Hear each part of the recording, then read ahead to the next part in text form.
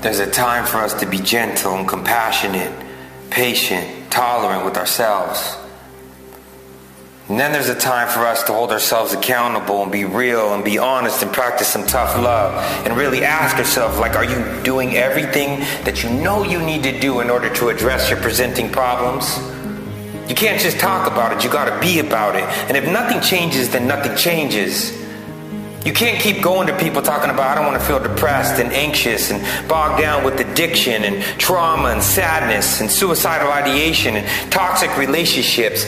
I don't want to feel like this anymore. And then they say, listen, if you don't want to feel like this anymore, then I need you to start picking up these tools and I need you to use them as if your life depends on it, because it does, in more ways than one, because you could physically die, or, which is far worse, you can live the rest of your life and then look back on what could have been, what should have been, what would have been if you had just picked up the tools.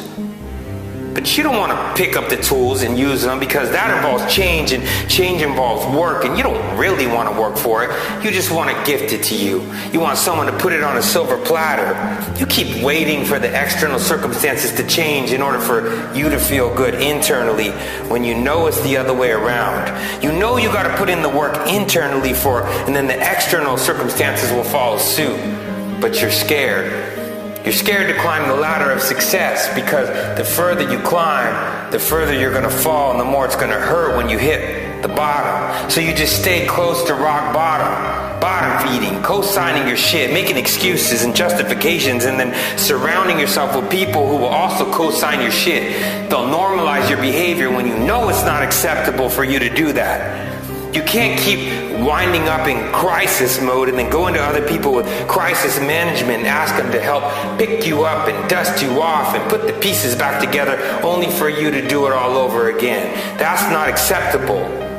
They say insanity is doing the same thing over and over and expecting different results, but you've done it so many times, you know what the results are going to be, and that's not insane. That's just pure stubborn. Now you're just being thick-headed and hard-headed. You're in your own way. If you want something different, then you got to do something different. And if you want what they got, then you got to do what they do. And that means you got to start following through. I'm all about preventative. You can't say I don't like the way I feel, but then you keep doing things that you know you shouldn't do, which is causing you to feel guilt and shame and resentment towards yourself. So if you want to know how to prevent guilt, don't overcomplicate a peanut butter and jelly sandwich. You gotta stop doing things that you know you shouldn't do. Stop messing around with that guy or that girl when you're in a committed relationship. Stop doing things in excess. Stop drinking and smoking in excess when it's affecting your functioning, when you know it's not healthy for you physically, mentally, emotionally, and spiritually. Stop staying up late on your phone, scrolling, looking for inspiration, when it's really just another shot of dopamine distracting you from doing what you know you're supposed to do. You have to refrain from doing things that you know you shouldn't do, so that you don't feel guilty about it later. And then you have to start doing things that you know you should do. You can't talk about, I don't like how I feel, but then you don't want to read on it. You don't want to write on it. You don't want to pray on it. You don't want to meditate on it. You don't want to practice affirmations and visualization and be vulnerable and unpack some of those things. You just want to push it back down inside and self-medicate. And you have to be real, and you have to be honest with yourself about, how's that working out for you?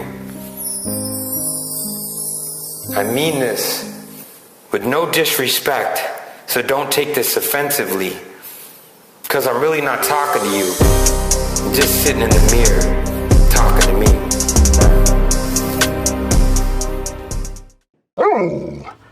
Timber approves this message.